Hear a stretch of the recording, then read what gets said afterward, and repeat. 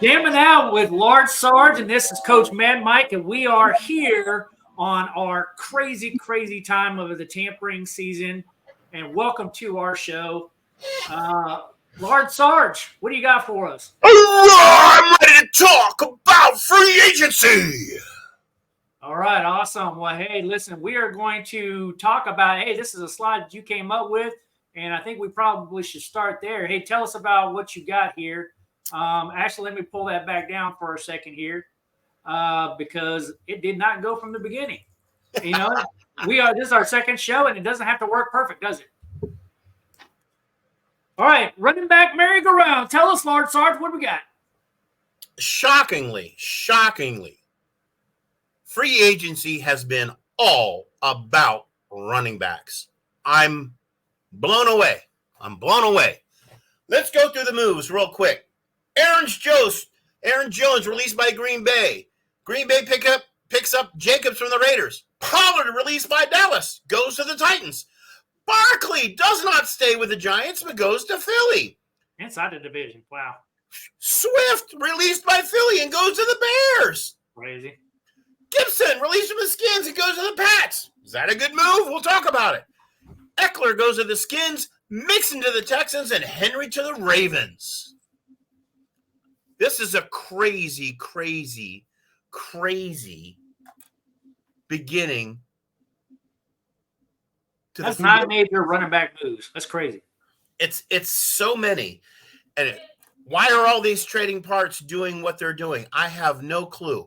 But let's dig into it. Let's talk about Aaron Jones going from Green Bay, being released. Yeah, so what do you got on it? Got nothing. No one's picked him up. We don't have any idea why he hasn't picked up. He's a fantastic running back. How come a team hasn't landed him? But I think Green Bay picking up Jacobs is a great move. I think Jacobs is a premier running back. I think they made a fantastic move, but I really don't see how that's an improvement over Aaron Jones. Yeah, I'm questionable on that. I know Aaron Jones was banged up a little bit, but I agree with you. I think Jacobs is probably a really good pickup there. You know, one thing that's crazy about all these running back moves is kind of like, I talked to you about this earlier today. It's like, you can line up a bunch of teams. And it's like one quarterback to the right, move, right? It's like, why are all these running backs, switching teams? It's like this big carousel going on. Absolutely crazy.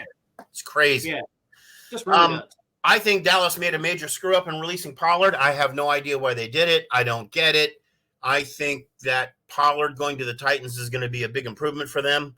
I believe in Pollard as a running back. He had a fantastic season, and I know he had a little bit of problem with injury, but again, I think it's a very bad move by Dallas. Dallas gets a minus for me on this one. Yeah, I kind of agree because Pollard, it's just a couple years ago they got rid of Ezekiel earlier. Now they're getting rid of Pollard. It's like, what are they doing? Where are they going? And who's going to come in behind him? Who are they bringing in?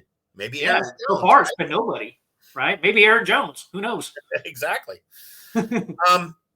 Swift left Detroit as a mediocre running back. He goes to Philly, and all of a sudden, everyone in the NFL understood why Swift was drafted by the Detroit Lions in the first place. He had a fantastic year, and he put Philly's running game on the map. Now Philly goes out and says, not good enough for us. We want Saquon Barkley. And they paid some good money for Saquon. Wow. Yeah, it's a big one. Individual kind of move, which is like, it's just kind of weird. When you see a big major player traded with inside of the division when they're used to like being rivalries, it kind of is one of those doesn't make sense kind of moves. It's just like, really, are you just trying to stick it to your old team? Did you leave on bad terms? What's the deal there? Well, there was certainly no love left between the Giants and Barkley. He had been trying to negotiate a deal, and they just couldn't come together for a deal, which is clueless to me because that is the only offense that they had all year was Barkley. Yeah, right. So why you would nix that guy and try to go find someone else? I have no idea, but it doesn't make sense. On the counter, Swift comes back into Detroit Lions territory with the Bears, and I think that's a good pickup for the Bears, frankly, if he can do his same showing this year coming up as he did with Philly. Yeah, your Lions just have to go up against them twice a year. It's going to be hard. It's going to be hard. So, by the way, all these moves are running about $8 million per year. Just wanted to put it out there. That's the new going price for a premier running back in the league, apparently, right around $8 million. So, yeah, and that's an improvement, I think, because running backs have been devalued for so many over the past few years. It's like they tanked for a little while, and then teams were like, no, running backs are important. And now it seems like the market's coming back up. So that's a good catch on your part. Everybody who's a fan here watching this, yeah, we misspelled Gibson wrong on there. It's Gibson on there, but it's supposed to be with a B, not a P. But my bad.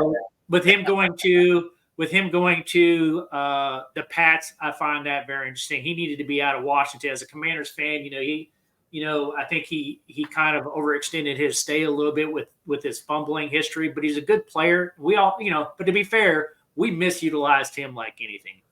We did not use him the right way. I actually think he'll go to the Pats and actually really rebound and have a good year. Coach Mad Mike, I'm going to disagree with you. I think it was a bad move by the Skins to get rid of him. Yeah, he had a little fumbleitis, but that's nothing you can't cure by sleeping with your football every night under your head, which is exactly what I'd have done as head coach.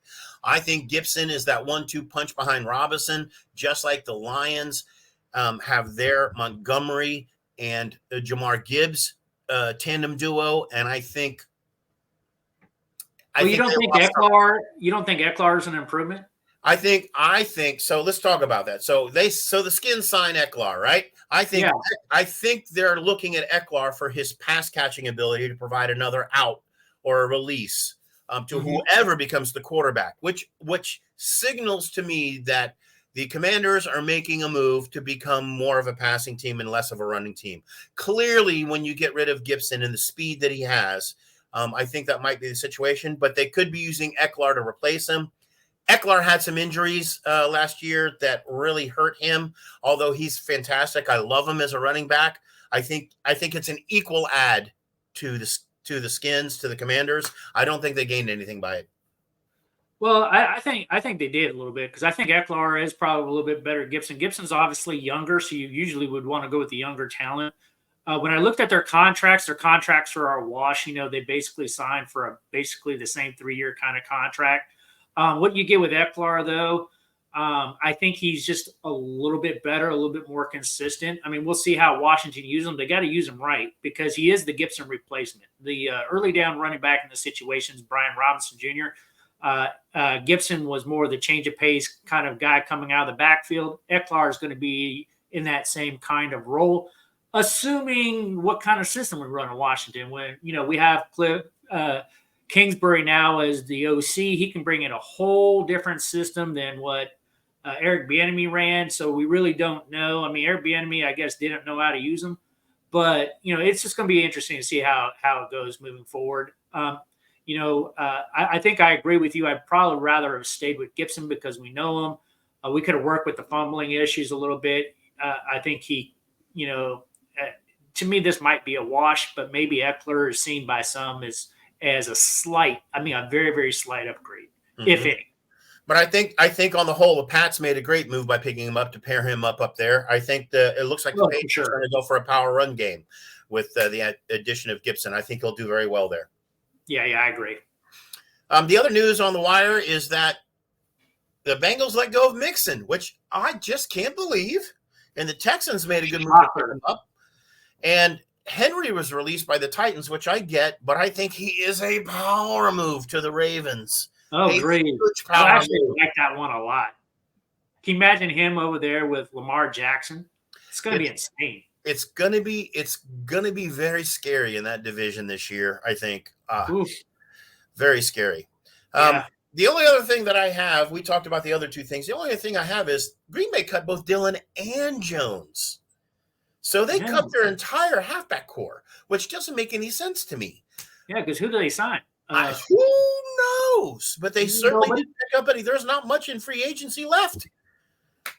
Henry was the last big one, I think, for a while there. And then once the Ravens signed him, it's like, okay, it started drying up, which it needed to dry up because that's a lot of moves. Are they planning to go to the draft to pick up their next running back? I think they have to. What other choice do you have at this point? Are they counting on Jordan Love to throw the ball and not do much on the ground and pound? We don't know. I think it's great for the Lions. Frankly. Yeah. Absolutely. No other way to look at that.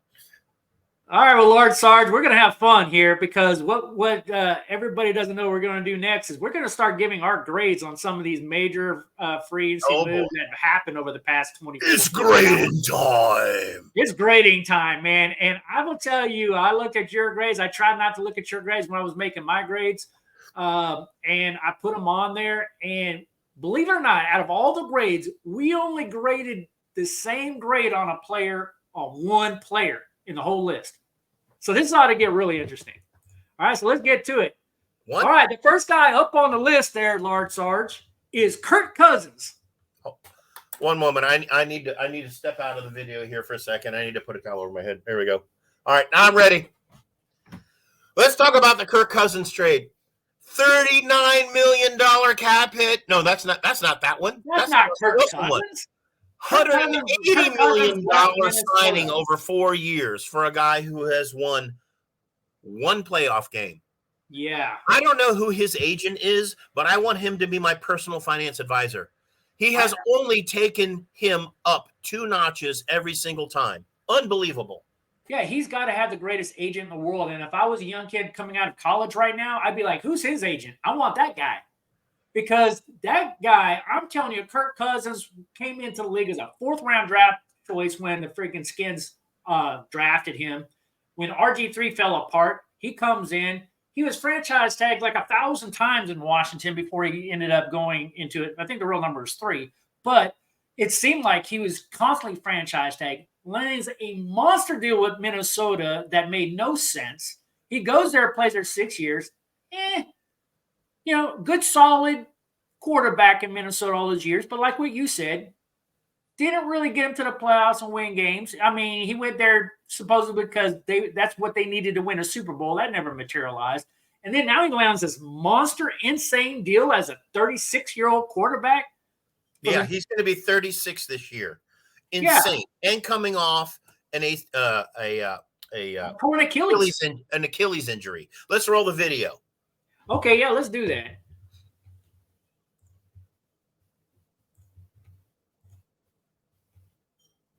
So it's going to take me a second to pull it up. This was hard to see. It was hard to watch, man. Very, very hard to watch. 2 quarterbacks with Achilles injuries during the year. Just unbelievable. Now, they go on to win this game, but this is week 8 of the season, and he is done for the year at this point. Let's look at this again. It doesn't look like anything really happened to him, but he tore his Achilles on that, and look at him hobbling off. And is Cousins' injury as bad as the Rodgers injury, who also didn't look like anything happened, but it got torn? Did he have the same doctor? Did he have the same repair strategy? What's been going on with him? And he's 36, and you can still nail a 4-year, $180 million contract? Well, wait a minute. Was it $50 million up front guaranteed? $50 million. Here, I got it right here. It's 4 years, $180 million contract. Includes $50 million signing bonus. He'll receive $100 million guaranteed in this contract, no matter what happens, including $90 million in 2024 and 2025, and then another $10 million in 2026, which, oh, by the way, that $10 million in 2026, that will either get renegotiated or he'll retire. So that's not real money. Because he's not going to play under $10 million. I can tell you that now. If I'm Kirk Cousins, I'm selling a house, I'm moving the family, I'm buying a nice place down in Atlanta, and I'm basically going to sleep for 4 years and cashing in my chips. Sorry. Yeah. So for the Falcons, was it a good move? For that price tag, I give it an F. It's an F for me. You couldn't find anybody else, anyone in the draft or free agency for less? Like, you're going to lay your whole team on Kirk Cousins, who's only ever produced one playoff game. Granted, he's a good quarterback. He's going to help the team for sure. There's no question. $180 million. Yeah, I see why you get your grade the way you did based off of the price tag. I'm going to counter that a little. I give this about a C grade, and the reason why I give it a C grade is because of who Atlanta had at quarterback last year. They had, they started the season with Desmond Ridder. They needed to upgrade. In that time that he played before he got benched, right?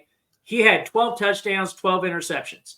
And they're just like, listen, this isn't working. We got to do something. This is a disaster. So then they ended up going with Taylor Heineke, which we all know from his time when he was with the Commanders, where it was the football team at that time, right?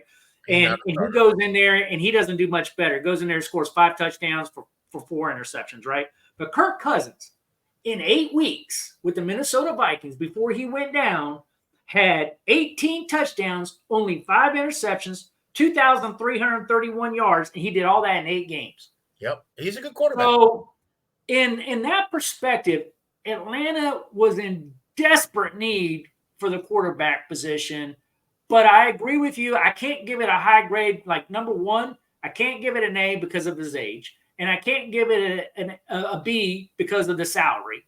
So at best, and I think I'm being generous. You probably would agree I'm like being way too generous here. But I'm saying a C grade because he's going to be if he's healthy. I probably should have bumped it down to a B because 36 years old, coming off an Achilles tear. Yeah, but I imagine that they've done their work from a medical standpoint. Is he medically cleared? I mean, because that should be a condition of his contract, right? Is he medically cleared? Is he healthy? And if so, they might have found a quarterback for the next 2 years. Even though it's a 4-year contract, I really think it's a 2-year. Yeah. At best. And they might have a good guy to do it. And maybe they can draft a guy in the 2nd, 3rd round or something like that to put behind him and start developing. But it gives them a quarterback where last year they didn't have anything. I mean, if you don't have a quarterback, you're nothing as a football team.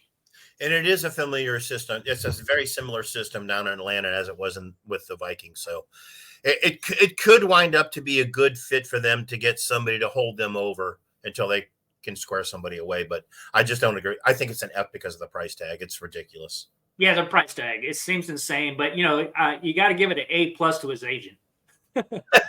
Totally. All right. Yeah. Russell Wilson. I gotta put the blanket over my head again.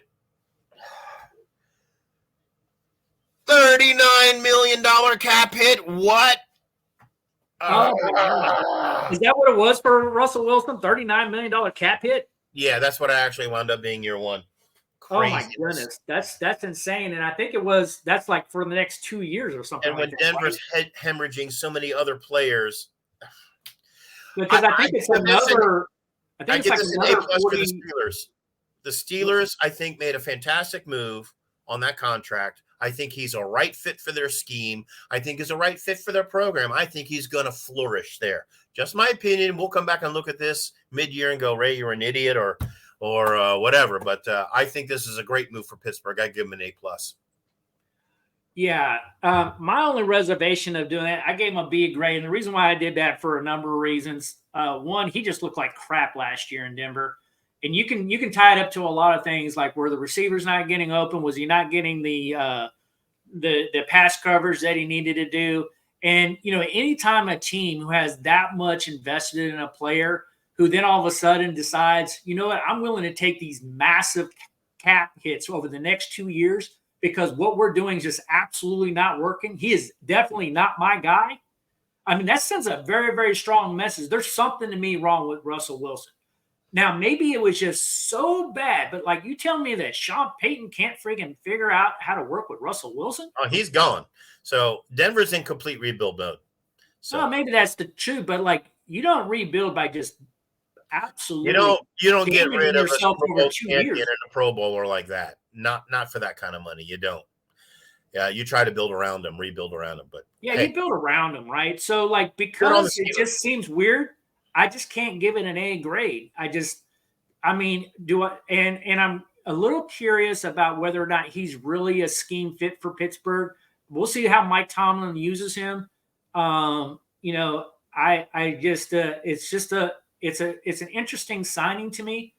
But I just can't give it that high grade that you can. One, they get him for cheap though, super cheap. That's why they made a hell of a deal. Yeah. So, I mean, you get a starting guy for, a little over $1 million. I mean, that sounds pretty amazing. But to me, I think there's some question marks there behind him that I'm just not so sure about. But anyway. So let's look at Baker Mayfield. Baker Mayfield. A plus. I think You gave an A+ for that. You like that one. Why wouldn't you do Okay. that? Yeah, I mean, I agree with you. Like, why wouldn't you do it, right? Baker Mayfield, when I think about Baker Mayfield, he had a resurrection of his career because about 2 to 3 years ago, nobody was going to touch this guy. That's right. I mean, he was like completely falling off. Everybody thought he was done. He had, he goes into Tampa Bay. He just has a career year and a contract year. But I don't like 1 year data points. I just don't. I don't like 1 year data points. I never have. He has a bad history up to that point. Granted, he had a really good year this past year. I give him a B- grade because when I look at at what they did to re-sign him, I like the signing. I really do. And I can't remember the terms and conditions of his contract. It wasn't bad for where he was at. Not at all. I thought it was a very fair signing. But they did what they needed to do to sew up that position and not leave a question mark on it. That's true. Yep. All right, Marcus Mariota going to Washington. You gave it a C grade. Where's my terrible towel? Not again. No! Like, what is going on, Sarge? But you gave him a C grade. I mean, they needed a guy who's been in the NFL to be the number 2 anyone would have done. But I mean, really? That's the guy you're going to bring in to, I mean, here's what it tells me. It tells me the Commanders made a choice that they're going for a quarterback in the draft. They're going to go for their guy in the draft, and Howell's going to be out. That's what this tells me. This guy is not the guy coming in to train Howell. Howell, I bet you Howell's a trade prospect for them right now. It's just not out in the news, and they're going to go for the draft pick and let Mariota try to coach him up, which I think is ridiculous. Right. So we have a guy in Washington, and I'm trying to figure out his name. He came over from Philadelphia with him, and you would think I would know this guy's name, being as hardcore as a Skins Commanders fan that I am. But I'm going to share with you something that I found today that I found was very, very interesting when I was doing my research on here with coaches. So there is a coach, like we talked about how we didn't really like the quarterback coaching situation within Washington before. All right, because they went in there and they signed David Blah as an assistant quarterbacks coach, right? And then their quarterbacks coach that they maintained was Tavita Pritchard. Right. And we kind of crapped on that kind of combination when you're looking at bringing a new guy in before, but Washington did something kind of interesting. From Philadelphia, they brought in they named him the assistant head coach. Like, this guy's the assistant head coach now, and nobody really is tracking this, but he's the assistant head coach, but he's also the offensive pass coordinator. His name's Brian Johnson. He was with Philadelphia with Marcus Mariota. So he's been working with this guy about the scheme that I think that they're going to try to do, that Cliff Kingsbury is going to try to do with this passing game. And I think they brought him in because he's a system guy. I hate the move, though. I actually graded this a D grade because Marcus Mariota is a journeyman who's been proved to not do very well everywhere he goes. But he has training room and locker room time, which is great with multiple teams, which is great to try to build somebody new. He does have football and I knowledge. Tell you what, the reason why I don't like it. I don't like it because I still kind of believe in Sam Howell, that Sam Howell needs to be the number 2 guy, because now that you signed Marcus Mariota, you almost broadcasted, I'm going to draft a quarterback and I'm going to get rid of Sam Howell. Yep. And if you were going to get rid of Sam Howell, I would have argued you should have got rid of him before you signed Marcus Mariota, because now that he's your number 3 and you try to move him now, especially after all the quarterbacks moved, his value is in the tank. Down. Yep. Down. Way down. Agreed. And if it were me and other Commanders, I would be banking on Howell. I would have brought my draft pick in behind Howell and put a veteran in the locker room to try to train him up. But it is what it is. It is what it is. But I don't really like the signing. All right, let's go to Gibson. We were close on this one. Yep. You But gave again, Gibson a B+ going to New England. You like this for New England. yes, I do. Yeah. We talked about it already. Let's talk Yeah, about Eckler. Okay, Eckler. We talked about this is the one player that we both agree on. We both gave him a B grade. He holds onto the ball better. He definitely opens up some pass opportunities. I mean, all things being equal, I don't see it as an upgraded position, but I do see some additional skill set. It leads me to question where the hell is Washington going with their offense this year. But I like Eckler. You know, at least there's really question for me on this why it wasn't a higher grade is because of his injuries versus Gibson, who's healthy and younger. Yeah, and I agree with that. And, I do like that Gibson's younger. My problem with Gibson, though, the reason why I think he needs to leave, and we talked about this before, he just really soured a lot of fans with his fumbling issues. And he just was like way too many fumbles. So it's just like we got to go a different direction. I mean, there were some critical times, critical third downs, critical plays where, the game could have gone one way or another, and then he fumbles the ball. And, that really sours people real quick. I consider it a slight upgrade. And I think people from around the league think that Eckler might be an upgrade. People who don't know Gibson as well. He's an upgrade if he stays healthy. He's definitely an upgrade. Right. It's definitely it's a pretty clear upgrade if he's healthy. All right. Your guy, Jonah Jackson, he leaves you. You say bye-bye to him. Truth be told, he was injured. He's had a real problem. But, I mean, to lose Jackson, I think, was a real mistake for the Lions. With the cap room that they got, couldn't you make a play? Was this a decision to lock, in the head shed about his health and his future production or not? But your number one guy, you're going to let him go. I have a real struggle with it. I think it's a B for Los Angeles to pick him up.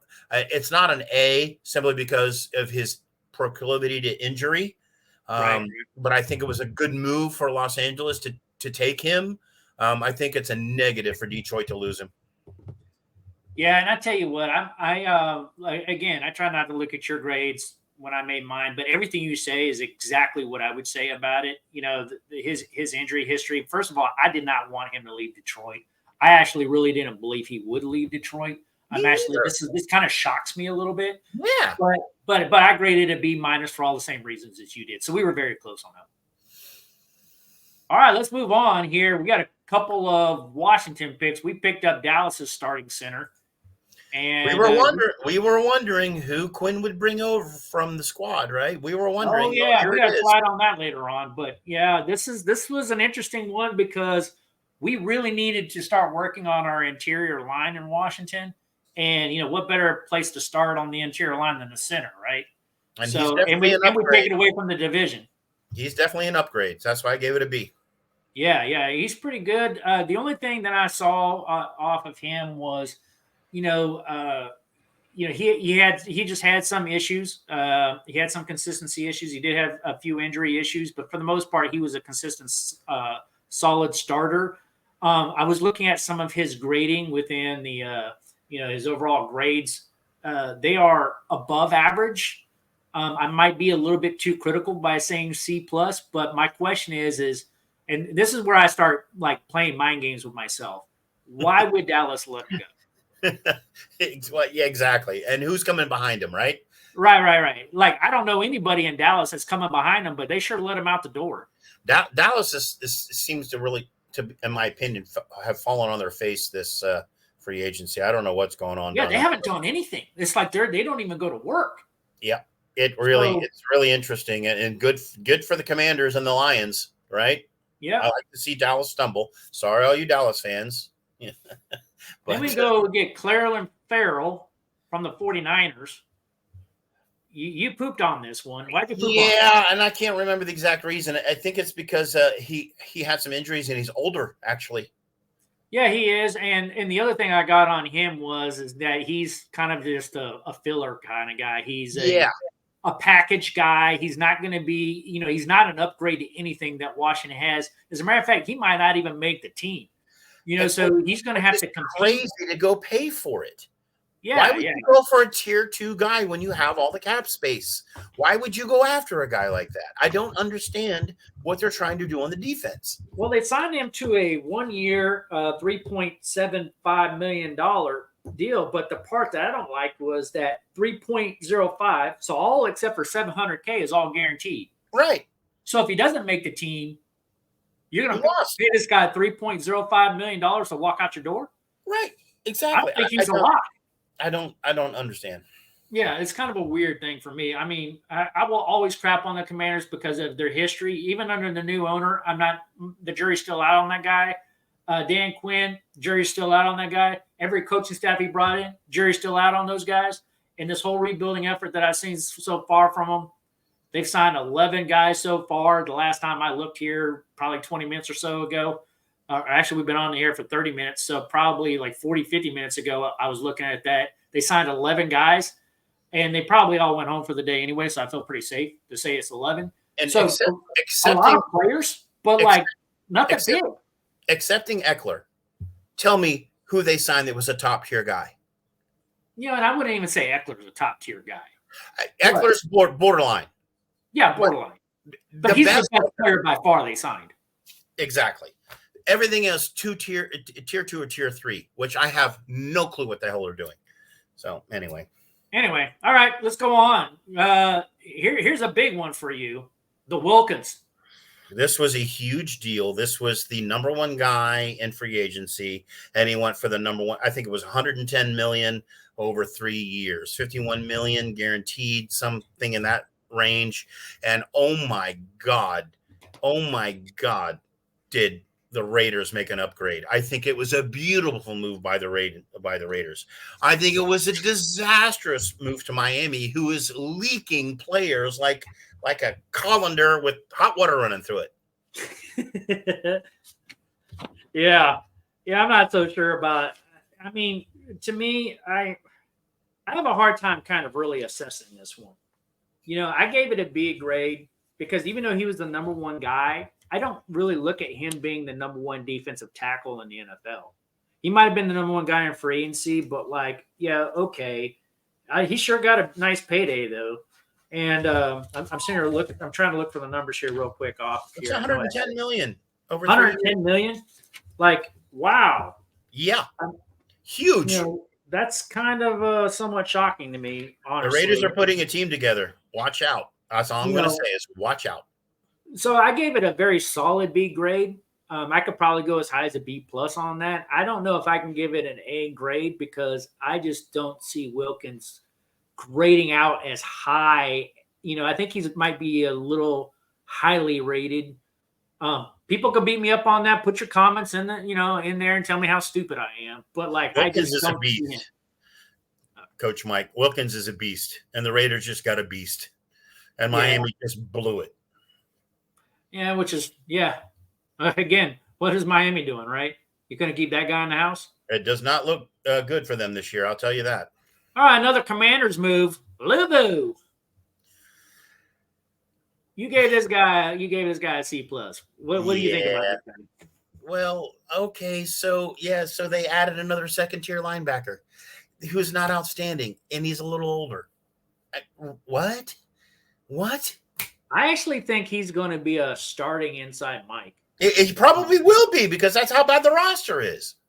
Yeah, because what we had done is we got rid of Cole Holcomb last year, and we brought in Barton, and Barton kind of flopped on us. Like, we thought we were getting a younger version of Cole Holcomb. When we got him in, no, he was not a younger version of him. He was younger, but he's not at the same level as Cole Holcomb was. Right. So I think this is an attempt to try to find the next Cole Holcomb in a way. Because you let him out. I think he probably is a little bit closer towards Cole Holcomb. So I gave this a B minus, but B minus to C plus. That's right there. That's like the next tick. So you and I were very close on this one. Yeah. But I do see this as a starting kind of signing. Yeah, who knows? That didn't cost him a whole lot. Shine, right? He may shine. Who knows? We have to see what system they're going to lay out, how he does. What I didn't like was we're paying him $12 million a year for the next 3 years. It's a lot. That's a lot, which tells me he's definitely our starting Mike. So he better freaking show up, right? Yep. But I could see a C plus. I could see how you got up the C plus.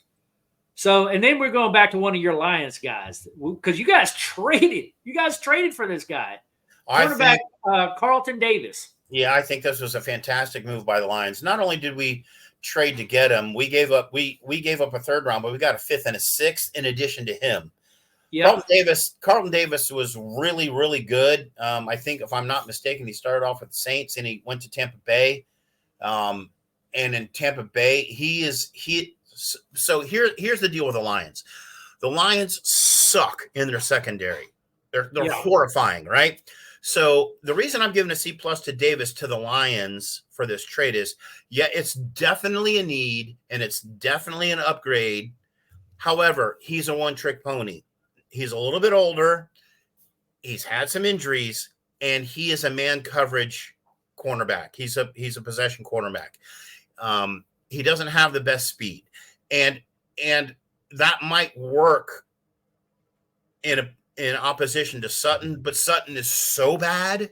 I mean, the first half of the year, the Lions defense there was a lot of zone, and then they kind of switch up to man coverage. And that's where Davis will shine if they stick with that scheme. But who knows if he's going to stick with the scheme. So do I think it was a good trade? Yeah. Is he gonna flourish in Detroit? We'll see. Well, I gave him a higher grade. Like, I gave it a B and a lot for the same reasons. You guys still maintain Aaron Glenn as your defensive coordinator. So you're going to run the same scheme. It's going to be a heavy man. I think Carlton Davis is going to do very well. To me, he's a clear upgrade over freaking Sutton. Yes. Of course, you and I would be a clear upgrade over Sutton. I mean, I feel like, I just do not like Sutton at all. And you guys are still going to have him on your payroll. But if you're going to bring him in as that nickel corner at best. But this guy needs to play opposite. And I found out today also you guys re-signed Mosley. So, yes. You got Mosley on one side, you got Davis on the other. And if Sutton's on the field, he can play the nickel. As long as Mosley is healthy, which that's still a question mark. So, yeah. Well, and that's another reason why. We still need depth at cornerback. Yeah, you still do. But I like this signing a lot, actually. It's a good signing. I think it was a fair trade, and we didn't hit the cap, so it's good. Yeah, absolutely. All right. Well, there you go. We got the grades, man. And, we weren't too far off on some of these things. We're pretty close, I'd say. Pretty close. Yeah. We were actually the same when it came to Eckler.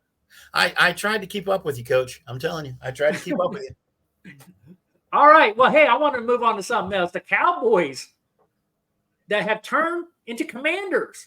This has been a crazy offseason. Like, for instance, and I kind of want to go over this. Like, we bring in Dallas' defensive coordinator, right? And they go out and get Mike Zimmer. Okay, whatever. We make Dan Quinn our head coach. I hated this signing at first because he wasn't number one on my list.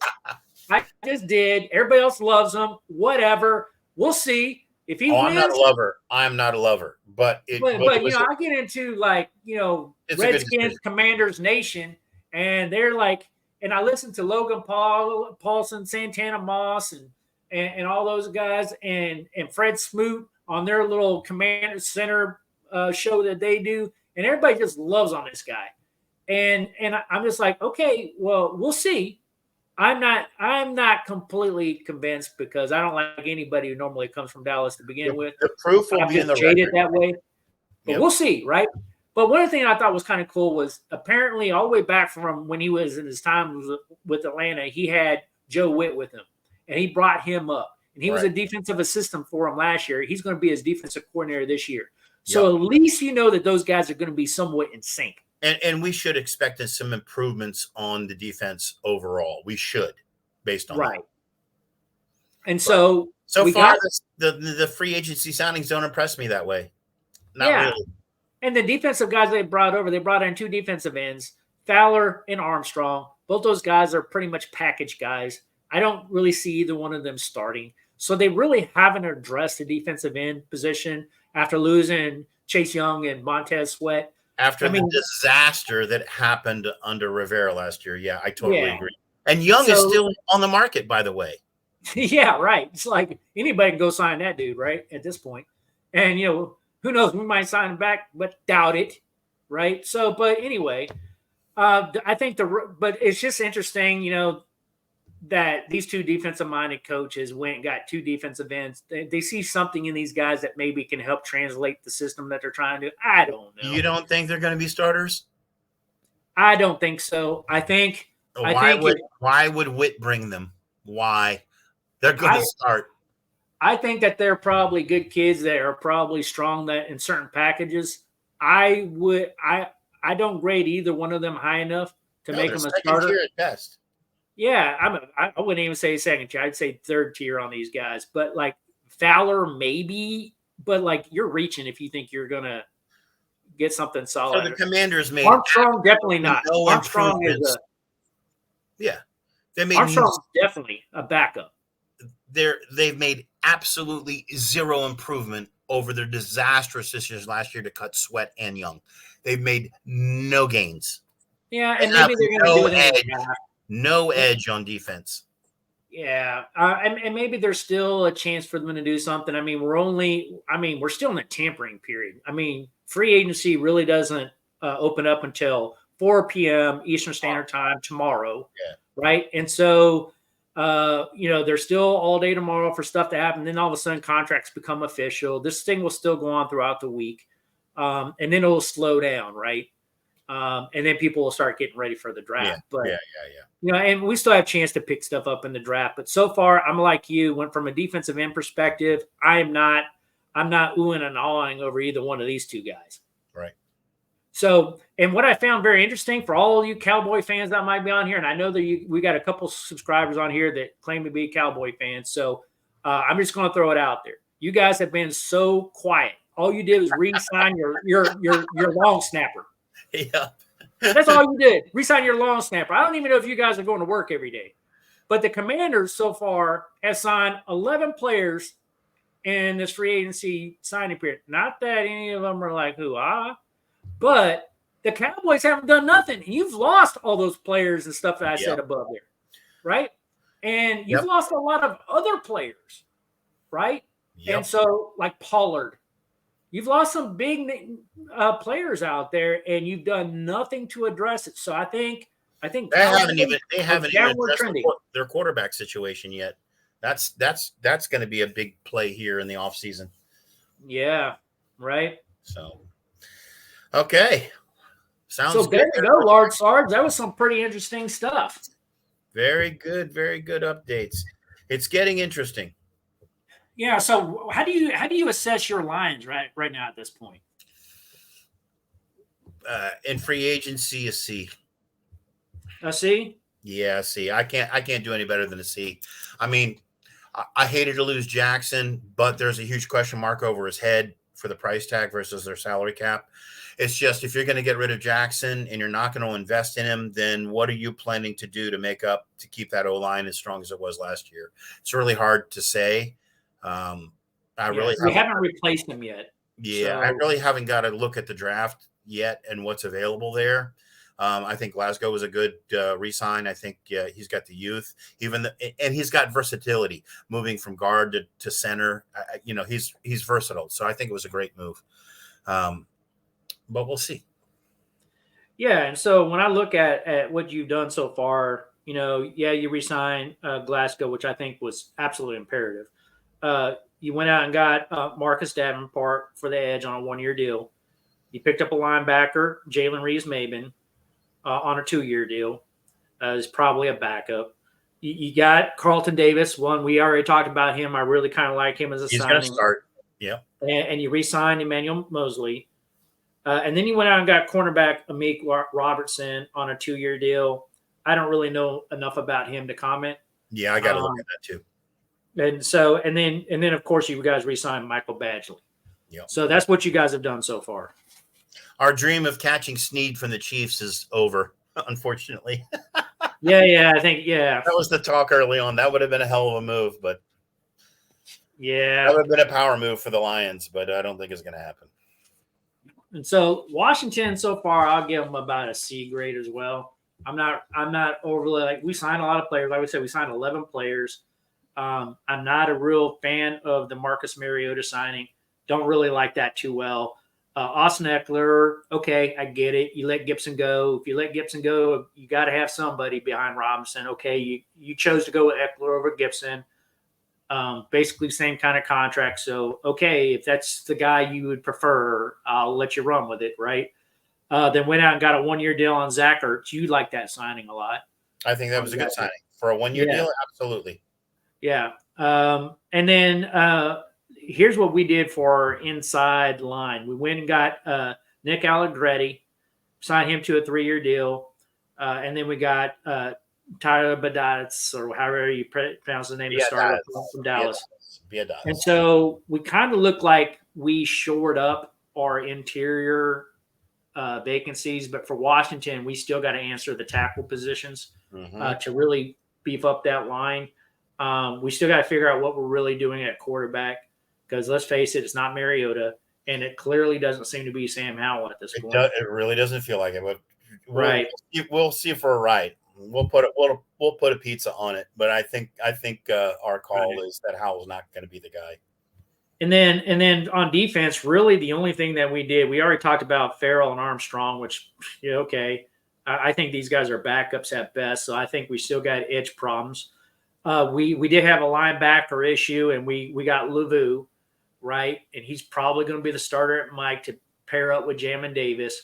And right now I don't know who's really playing on the other side in a true 4-3, but it's got to be somebody. And if it's Barton, okay.